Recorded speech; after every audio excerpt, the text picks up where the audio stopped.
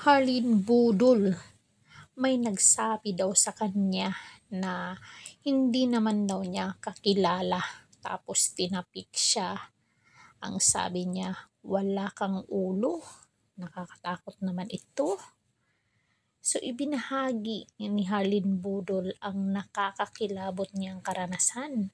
Ibinahagi ng komedyante at aktres na si Harleen Budol ang kanyang naging karanasan matapos siyang kausapin ng isang babae na hindi niya kilala. Sa panayam sa kanya sa Halloween special ng I Wonder, sinabi ni Harleen na sinalubong siya ng nasabing babae para sabihan na wala siyang ulo. May nagsabi sa akin na hindi ko naman kakilala tapos tinapik niya lang ako. Sabi niya sa akin, umuwi ka na. Sabi ni Harleen. Sabi ko, hala bakit naman? Ba't ako uuwi? Tapos sabi niya sa akin, ano kasi nakita kita, wala kang ulo. Sabi niya sa akin, Ning, umuwi ka na, wala kang ulo. Dagdag pa ng babae.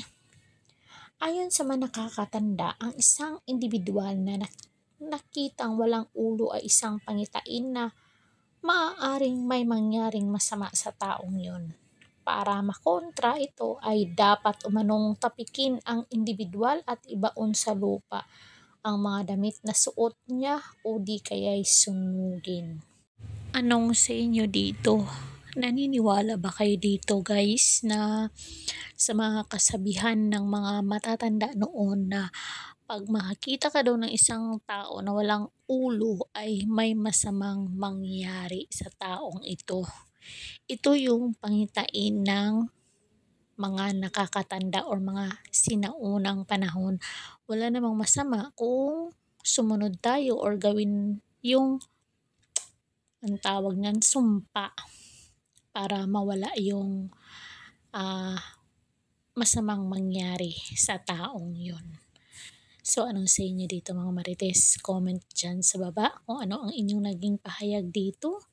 Don't forget to like, share, and subscribe. Caridad Official TV. Hanggang sa muli. Thank you so much.